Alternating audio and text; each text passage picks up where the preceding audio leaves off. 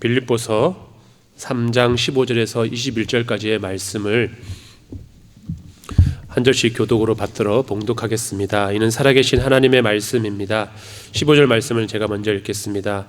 그러므로 누구든지 우리 온전히 이룬 자들은 이렇게 생각할지니 만일 어떤 일에 너희가 달리 생각하면 하나님이 이것도 너희에게 나타내시리라.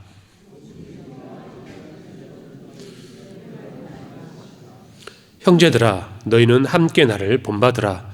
그리고 너희가 우리를 본받은 것처럼 그와 같이 행하는 자들을 눈여겨보라.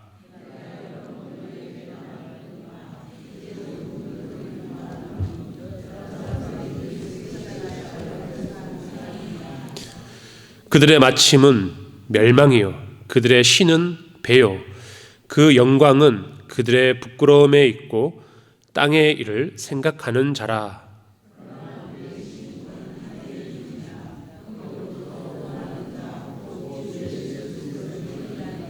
함께 읽겠습니다. 그는 만물을 자기에게 복종하게 하실 수 있는 자의 역사로 우리의 낮은 몸을 자기의 영광의 몸의 형체와 같이 변하게 하시리라. 아멘. 여러분들 시민권 하면 무엇이 머리에 떠오르십니까? 아마 미국 시민권이나 영주권 같은 것이 떠올라서 그런 것을 부러워하는 마음이 있는지도 모르겠습니다.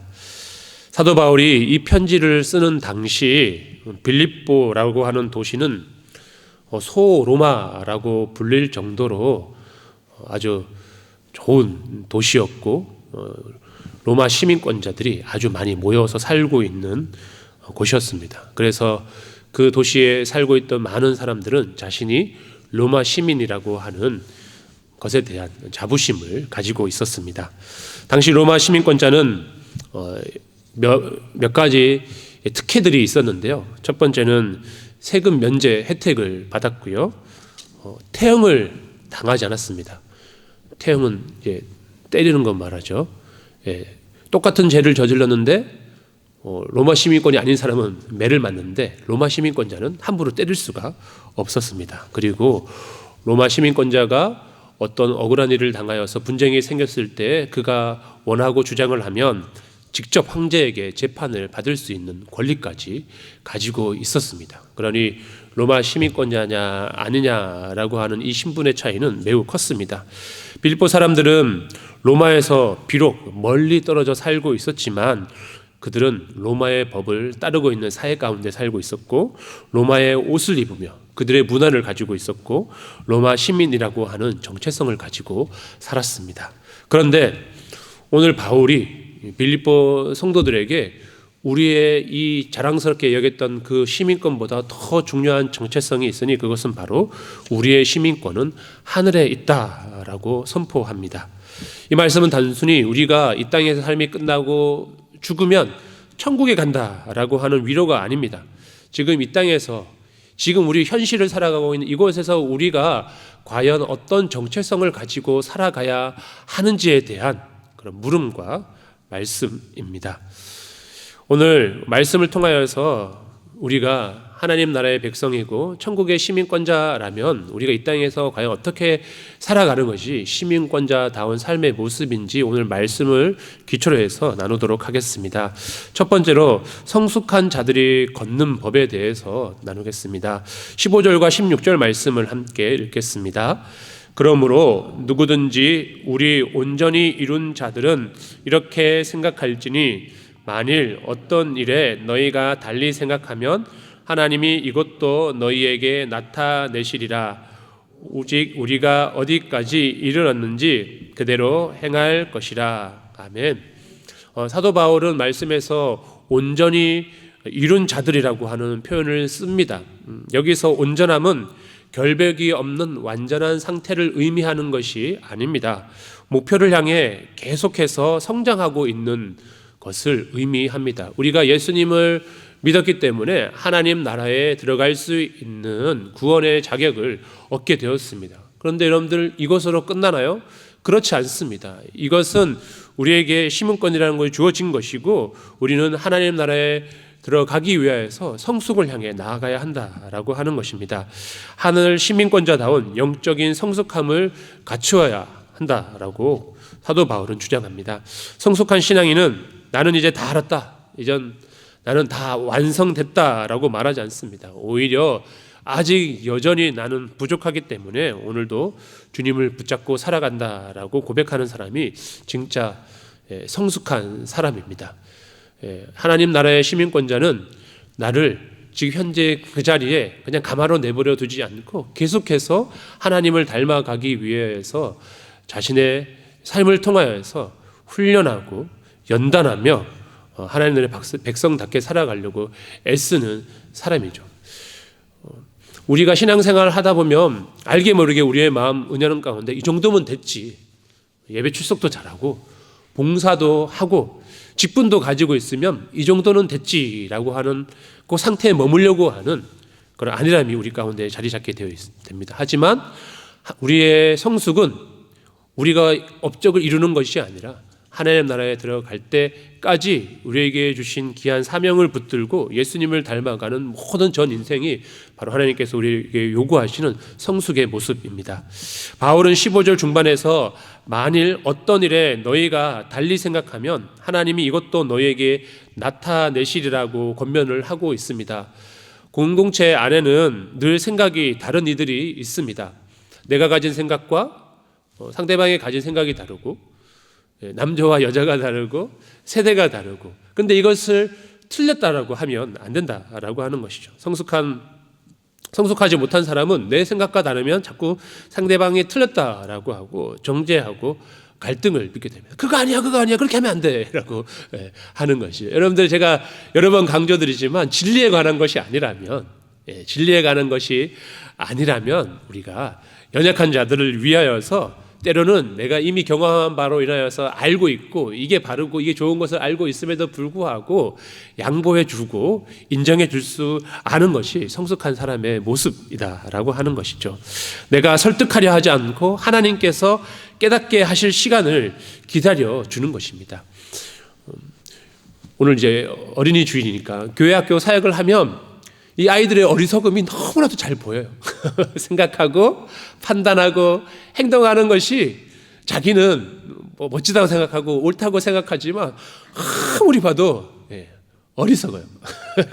물론 그게 꼰대인 제 입장에서 그럴 수도 있지만 조금만 얘가 더 경험하고 조금만 이 아이가 더 알고 배운다면 지금보다 훨씬 바르게 말하고 바르게 생각하고 바른 선택을 할 텐데 그런 마음이 듭니다. 그러면 우리가 아이를 다그치거나 때리거나 겁박하거나 그러지 않죠. 사랑한다면 기다려주는 것이죠. 하나님께서 그 아이를 성숙한 아이로 자랄 수 있도록 기도해주고 응원해주고 용납해주는 것이 바로 성숙한 어른의 모습입니다. 마찬가지죠. 여러분들, 우리가 공동체 안에서 때로는 부족해 보이는 그 사람을 향하여서 정죄하거나 다그치기보다는 주님의 마음으로 기다려줄 줄 아는 것, 그것이 천국 시민의 그 성숙한 모습, 여유라고 하는 것이죠. 그리고 16절에 보면 오직 우리가 어디까지 이르렀는지 그대로 행할 것이라 라고 하는데, 신앙생활에서 가장 어려운 것은 어떤 특별한 시기에 특별한 헌신이 아니라 어제와 같은 오늘 매일 정해진 시간에 기도하고 늘 하던 대로 봉사하며 어제 용서했던 그 사람은 오늘도 용서하는, 바울은 그것을 그대로 행하는 것, 다시 말해 한결같은 신앙의 모습을 살아가는 것이 성숙한 자의 모습이다라고 하는 것이죠. 그래서 신앙인은 신앙의 루틴이 있어야 돼요. 기도하고 말씀으로 주님을 찾고 봉사하고 또 가정에서의 또 해야 할 나의 역할에 충실하고 또 직장에서 내가 할 일들을 충실하게 하면서 루틴을 가지고 거룩하게 살아갈 힘써야 하는 거죠. 근데 이게 쉽지가 않아요. 흔들려요. 우리 삶에 좋지 못한 이벤트들이 발생하면 무너지고 그런 경우가 많이 있습니다. 그럴 때 우리는 다시금 하나님 앞에 나아가 하나님께서 우리의 삶을 붙들어 주시기를 구하면서 우리의 무너진 일상들을 조금씩 세워나가야 하는 것이죠. 그냥 그대로 저절로 이렇게 될 리가 없습니다. 그래서 여러분들, 뭔가 막 뜨겁게 기도 잘 못하고 막 헌신하지 못하더라도 예배 자리만은 잘 지키는 사람도 쉽지 않은 거예요. 대단한 거예요. 그래서 오후 예배, 저는 오늘 오전 예배 조금 나오셔가지고 오후 예배 조금 나올 줄 알았는데 평소보다 더 많이 나오셨어요. 야, 대단하세요. 여러분들이 쉬운 거 아니에요. 예배 자리 지키는 거 쉬운 거 아닙니다. 여러분 밥 먹으면 무슨 생각 들죠? 졸리다. 우리 예배 빼먹고 집에 가서 잘까? 이런 생각 들지 않습니까? 그럼에도 불구하고 예배 자리를 지키는 거 이거 여러분들이 성숙해가는 모습이다라고 하는 것이죠. 여러분들 우리가 주님을 닮은 그 성숙한 시간으로 성숙한 믿음으로 나아갈 수 있게 되기를 주님의 이름으로 축복합니다. 두 번째로 사도 바울은 십자가의 원수로 사는 자들을 경계하고 우리로 하여금 그 길에서 벗어나도록 강조합니다. 바울은 17절에서 자신을 본받으라라고 당당하게 말한 뒤에 18절에서 갑자기 어두운 어조로 눈물을 흘리는데요. 17절 18절 말씀을 함께 읽겠습니다. 형제들아 너희는 함께 나를 본받으라.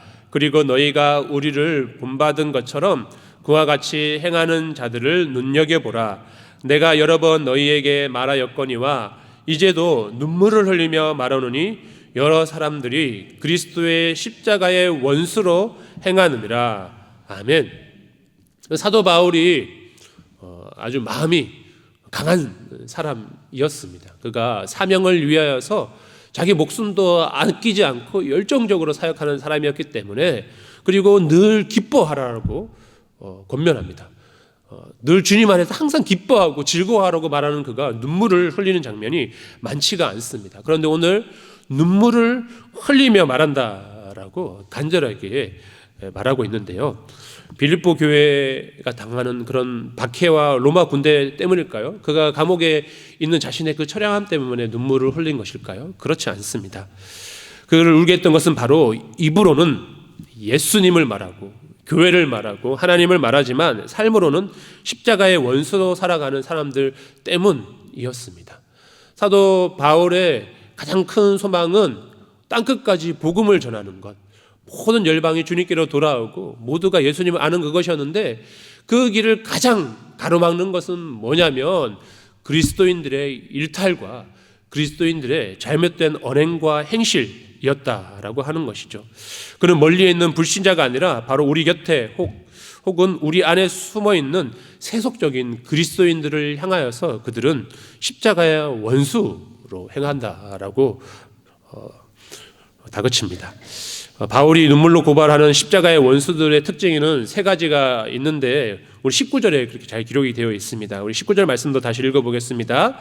그들의 마침은 멸망이요 그들의 신은 배요 그 영광은 그들의 생각하는 자라. 아멘. 그들이 추구하고 섬기는 신은 배라고 합니다. 이 배 말하는 거예요. 이렇게 바다에 가는 배가 아니라 이 배. 뭐죠? 욕심, 욕망 덩어리라는 거죠. 그들은 단순히 식탐, 많이 먹는 것. 오늘 떡볶이 너무 맛있었죠. 더 먹고 싶었는데 좀 참았는데 어쨌든 이 배만 배불리 먹는 게 말하는 것이 아니라 지속적으로 욕망을 원하는 것, 내 본능이 요구하는 것, 내가 당장 만족 느끼는 것이 삶의 최고의 기준이 된 상태를 말하는 것입니다. 내가 원하는 것을 꼭 이루고 채워야 하는 그 욕망, 하나님의 뜻과는 관계없는 오히려 하나님께서 미워하는 것임에도 불구하고 그것을 꼭 가져야겠다고 하는 그 욕망이 우리로 하여금 그리스도와 원수되게 한다라고 합니다. 하나님의 영광보다 나의 편함이 우선이고 주님의 뜻보다 나의 유익이 앞선다면 나의 신은 하나님 여호와 하나님이 아니라 바로 나의 배입니다. 하늘의 시민권자가 가진 자는 사명을 따라 살아갑니다. 하지만 십자가의 원수는 욕망을 따라 살아갑니다. 우리는 지금 무엇을 숭배하며 살아가고 있습니까? 이건 우리 신앙생활은 늘 이 갈등 가운데 있는 것 같아요. 우리의 욕망과 하나님이 원하는 뜻과의 갈등 가운데서 지지 말고 늘 하나님의 뜻을 선택할 수 있는 저와 여러분이 되기를 바랍니다. 두 번째 19절에서 그 영광은 부끄러움에 있다라고 하는데요. 뒤바뀐 가치관을 말합니다.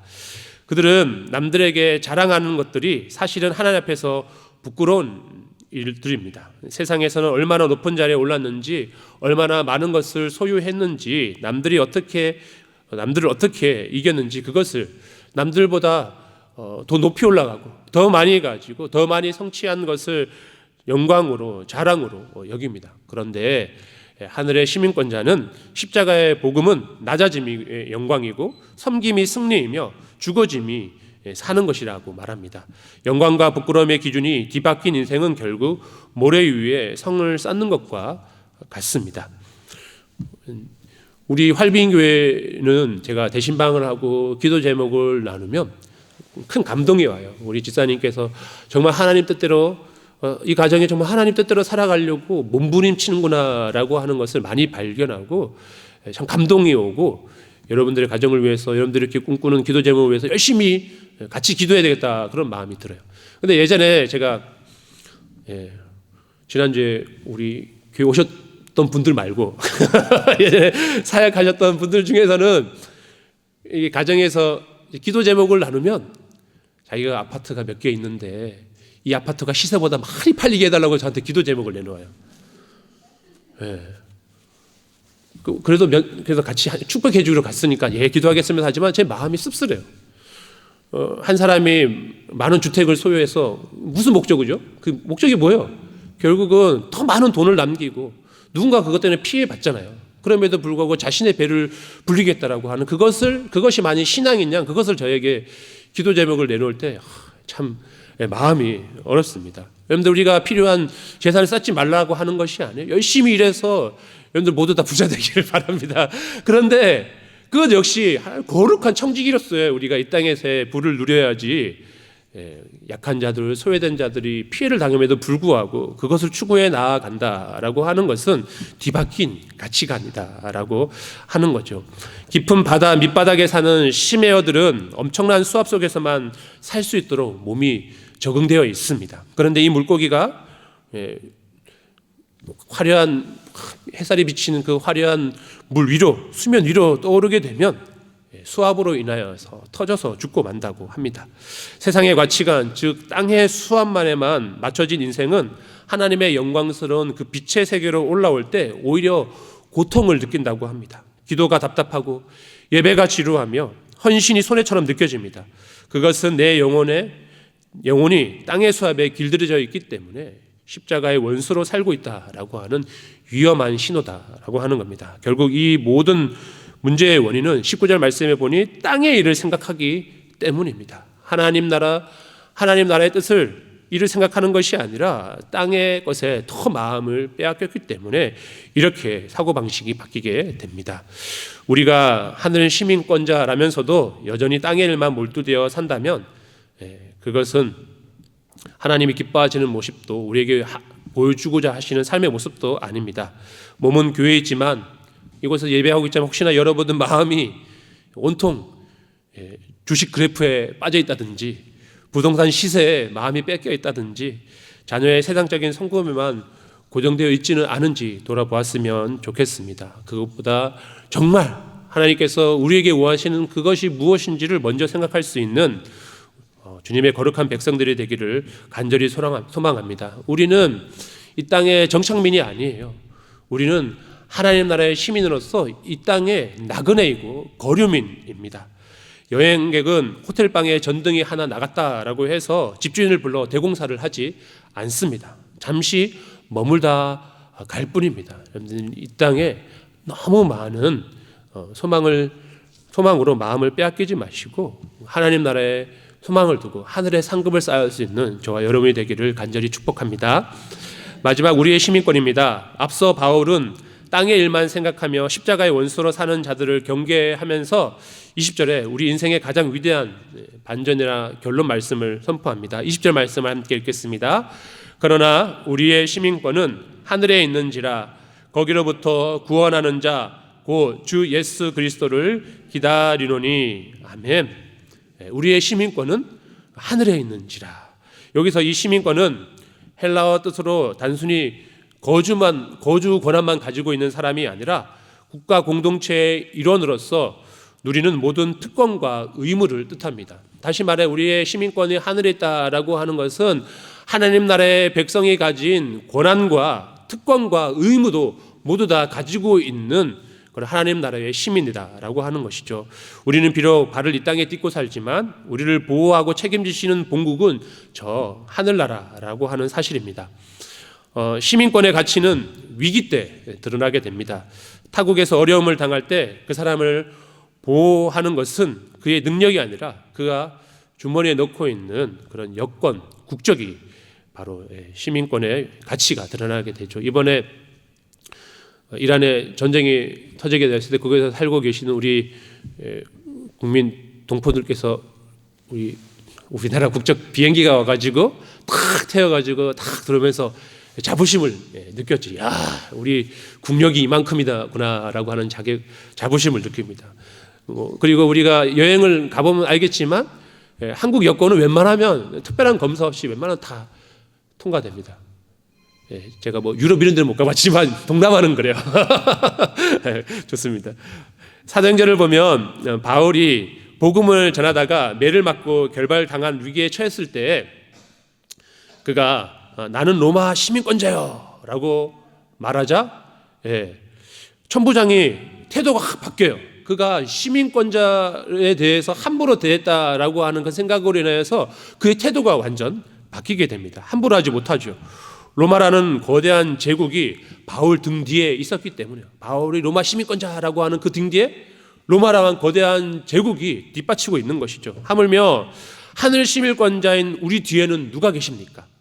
만물을 복종케 하시는 만왕의 왕께서 우리 뒤에 있다라고 하는 것이죠. 세상이 우리를 위협하고 환경이 우리를 짓눌러도 우리가 당당할 수 있는 이유가 무엇이죠? 바로 온 우주 만물의 왕이신 여호와 하나님께서 우리 뒤에 계시고 그 나라가 우리 나라이기 때문입니다. 우리는 결코 고아가 아닙니다. 하늘의 보호를 받는 천국 시민입니다. 이것을 꼭 기억하고 이 땅 가운데서 우리가 담대하게 살아갈 수 있는 주의 종들이 되기를 바랍니다. 바울은 우리가 하늘로부터 구원받는 자 곧 주 예수 그리스도를 기다린다라고 말합니다. 여기서 기다림은 수동적인 올 테면 오고 말 테면 말하라고 하는 것이 아니라 목을 길게 빼고 간절히 고대하는 상태를 말합니다. 여러분들 요즘에 기뻐하며 기다리는 것들이 있습니까? 오늘 같은 경우 연휴 때는 자녀들이 집으로 오면 학수 고대하고 있겠죠. 오늘도 저도 오랜만에 오늘 이제 어머니 계신 이제 강원도를 가게 되는데 아마 어머니는 제가 올 때까지 뭐 잠도 주무시지 못하고 아마 기다리실 거예요. 늦게 가더라도 마찬가지죠. 요즘에 그리고 제일 행복하게 기다리는 게 뭐죠? 택배 아닙니까? 내가 간절히 바라는 거 원하는 거 이렇게 딱 구입해 놓고 그 언제 오나 기다리죠. 아주 적극적으로 몇 번이나 들어가가지고 배송 조회하고 그러지 않습니까? 여러분들은 안 그러군요. 그렇죠. 여러분들 이 기다림은 즐겁죠. 즐거운 기다림이에요. 여러분들 우리가 하나님 나라가 이 땅 가운데 이루어지기를 기다리는 그 마음이 이와 같다야 하는 것이요. 부모가 자녀를 기다리는 것처럼 우리가 갖기 원했던 좋은 택배를 기다리는 것처럼 즐거운 마음으로 기다리게 될 때 우리는 이 땅에서 잠시 당하는 고난에 흔들리지 않고 여전히 기쁨으로 인내하고 참을 수 있다라고 하는 것입니다. 진짜 시민권자는 본국에서 들려올 소식과 왕의 재림에 온 신경을 집중하는 것이죠. 이 세상의 마음을 빼앗길 필요가 없는 것입니다. 우리 21절 말씀도 함께 읽겠습니다. 그는 만물을 자기에게 복종하게 하실 수 있는 자의 역사로 우리의 낮은 몸을 자기 영광의 몸의 형체와 같이 변하게 하시리라. 아멘. 이게 무슨 말씀입니까? 우리는 비록 이 땅을 살아가고 우리 육신을 가운데 살아가고 우리의 삶의 형편이 어렵거나 육신이 연약하지만 우리가 당당하게 이제 하나님 나라에 서게 되었을 때 이제 영광의 몸의 형체와 같이 변하게 될 것을 우리에게 말씀하고 있습니다. 우리는 우리의 지금 현재 이 땅의 삶이 비록 보잘것없는 삶의 모습이라 할지라도 우리가 하나님 앞에 서게 되었을 때는 영광스럽게 주님께서 바꾸어 주신다라고 하는 것입니다. 우리는 지금 낮은 몸을 입고 있습니다. 질병에 취약하고 세월 앞에 늙어가며 때로는 죄의 유혹에 속절없이 무너지는 그런 연약한 몸입니다. 하지만 이것이 우리의 최후의 모습이 아닙니다. 작고 딱딱한 씨앗 하나를 보십시오. 그 씨앗만 봐서는 장차 피어날 꽃의 아름다움을 우리가 알 수 없습니다. 그러나 씨앗이 땅에 심겨 주님의 생명력을 만나면 전혀 다른 차원의 아름다운 꽃으로 피어나게 되는 것이죠. 우리의 지금 모습은 씨앗과 같습니다. 아프고 지치고 눈물 흘리는 이 낮은 몸은 주님이 다시 오시는 그날 주님의 부활하신 몸과 같은 완벽한 그런 아름다운 몸으로 업그레이드 될 것입니다. 이것이 하늘 시민권자에게 약속된 최후의 승리이자 최고의 복지 혜택인 것을 기억하시기 바랍니다. 우리는 우리 주변 분들에게 한번 고백해 볼까요? 우리는 이중 국적자입니다 라고 고백해 볼까요? 우리는 이중 국적자입니다. 우리는 대한민국 국민입니다. 동시에 천국 시민입니다. 아멘. 그렇다면 오늘 우리는 어떻게 살아야 할까요? 우리 입술의 말의 언어를 바꿔야 합니다. 하늘나라의 언어는 사랑과 감사와 격려입니다. 비난과 원망은 땅의 언어입니다. 이제 땅의 언어를 그치고 하늘의 언어를 사용할 수 있게 되기를 바랍니다. 가치 기준을 높이십시오. 세상은 이익을 따라 움직이지만 하늘 시민은 영광을 따라 움직입니다. 이 일이 하나님의 영광이 되는가를 물어보시고 오직 하나님의 영광을 위해 힘써 살아가는 저와 여러분이 되기를 바랍니다. 마지막 나그네의 힘을 기억하십시오. 여행각은 호텔방을 고치지 않습니다. 곧 떠날 곳이기 때문입니다. 이 땅의 결핍 때문에 너무 절망하지 마시고 우리에게 영원한 보양이 있고 그곳에서 우리의 삶을 완전 반전시켜 주시고 복내려 주실 그 하나님의 큰 영광을 기대하는 마음으로 담대히 믿음으로 살아갈 수 있는 저와 여러분이 되기를 주님의 이름으로 축복합니다. 함께 기도하겠습니다. 거룩하신 하나님, 우리 아버지, 저희를 하나님 나라의 백성, 하나님 나라의 시민자로 삼아주셔서 감사드립니다. 아버지 하나님, 내 생각과 다른 지체를 비난하기보다 하나님께서 나타내시고 인도하여 주실 시간을 기다릴 줄 아는 성숙한 믿음을 허락하여 주옵소서. 그래서 우리의 입술이 불만이나 원망이 아니라 감사하고 찬양하는 입술이 되게 하여 주옵소서. 아버지 하나님, 땅의 일에만 매몰되어 십자가의 원수로 살았던 우리의 연약함을 용서하여 주옵소서. 이제는 부끄러운 것을 영광으로 삼지 않게 하시고 오직 주님의 십자가를 우리의 유일한 자랑으로 삼게 하여 주옵소서. 아버지, 우리의 진짜 고향인 저 천국을 소망합니다. 세상에 주는 안락함에 안주하지 않게 하시고 다시 오실 예수 그리스도를 기뻐 기다리며 거룩한 삶을 살아갈 수 있도록 인도하여 주옵소서. 질병과 연약함으로 신음하는 우리의 이 낮은 몸을 장차 주님의 영광의 몸으로 변화시켜 주실 것을 그 약속을 믿고 견디며 우리에게 주어진 삶을 승리하게 하여 주옵소서. 이제 각자의 삶의 터전으로 나아갑니다. 우리가 서 있는 그곳에서 하늘의 언어를 말하고 하늘의 가치를 선택하게 하시고 그리하여 우리를 통해 이 땅에 하나님 나라의 향기가 가득하게 하여 주옵소서. 우리 구주 예수 그리스도 이름으로 기도드립니다. 아멘.